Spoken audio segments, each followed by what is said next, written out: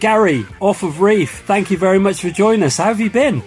I've been pretty good. I mean, feels like this week, especially with all the sunshine, with all the restrictions mellowing and all that vibes, hopefully behind us with the COVID and whatnot, hopefully.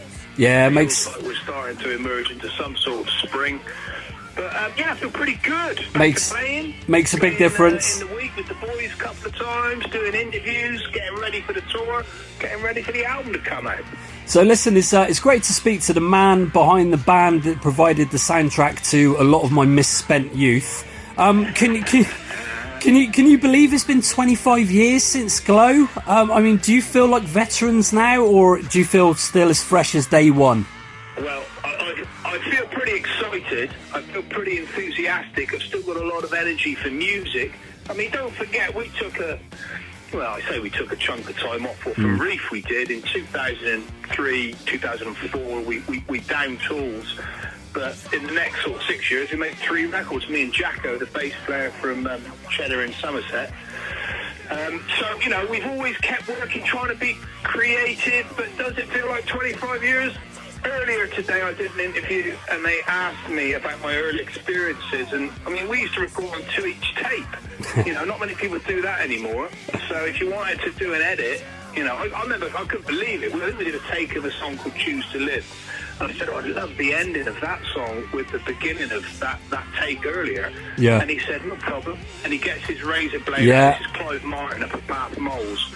And he slit the tape, joined it on the bass drum, and that's how you used to edit. But now on the old Pro Tools, you can do anything, can't you? Yeah, I mean, this will all be put together on the phone, but I remember the tape days. I remember those very well. And it's bonkers. I remember getting my first mobile phone as well. I mean, the kids now are going to be listening going, what are these 2 old dinosaurs on? Yeah, taping the chart show off for Sunday on for your double-deck tape player and trying to cut all the adverts out. Those were the days. There you go. Did your mum make you take a 10-pence piece if you went away for the night? Mine did. Hey, listen, you're going to need that freshness because you got a busy month starting in a couple of weeks' time. So April sees the start of probably what's the most extensive UK tour you've done in a couple of years. Yeah, it certainly is, and it'll be great just to get back into clubs. I mean, you know, last April, who would have known that we'd be doing a run of club shows this April? We had, I mean, don't forget we were locked down, weren't we, a year ago, still locked down and it for a while. Yep. And even thinking last summer, would we get, you know, outdoor festivals? They came back, which was amazing to do 10 or 12 of them last summer. Really enjoyed that. And we actually squeezed a club show in Cardiff, you know, I don't know, September, October time, whatever it was last year. And that was the first club show we've done since November 2019. So providing everyone feels ready and, you know, relaxed about it, come and have a real good time. And you got 12 dates, which start on the 7th of April up in Newcastle, but you are passing through Bristol kind of in the middle of the tour to play the O2 on Friday the 22nd of April, so we will see you there. A venue of memories, I believe you've even DJ'd there once, haven't you? Yeah, DJ'd there once. We recorded a DVD there once as well. Around sort of 2002, 2003, we filmed a show there, I think. But yeah, we played there quite a few times. I've seen Jane's Addiction there. I've seen, who else there? I've seen Fishbone there, maybe. I've seen a few bands there. And it's always a great place to play. It's because you've got the audiences all around you. Because you've got those balconies, and then you've got the big floor. You can kind of communicate with everyone, you know? And that's what's great about playing there, and it's just lovely to be so close to home as well. And as well as the tour, we've got the new album, Shoot Me a Race, which is coming out on the 29th of April, my birthday, incidentally, so I know what I'm going to get for my birthday this year, straight off the bat. For you, Aidan. And will the tour be a celebration of everything Reef and everything you've accomplished in the past 25, 30 years, or is it going to be very much... I mean, we always play the hits, you know, pick and... I mean, we've been lucky, mate. We've been lucky, you know. I don't know, we must have had 10 or so, you know, top 40 singles, so we've done all right. And Yeah, we'll be playing all sorts. Something off every album, I would imagine. And, yeah, a couple of 3 of the new ones, throwing them in there as well. Amazing. I think it's the best record we've made, but then I suppose every so-and-so trying to sell their record to you is going to say that. But well, from what I've heard, I'm not going to disagree, because we've had the 2 singles so far off the album. Obviously, the title track, "Shoot Me Your Ace," and then more recently, "Wolfman," which I fucking love that track, and the video is amazing.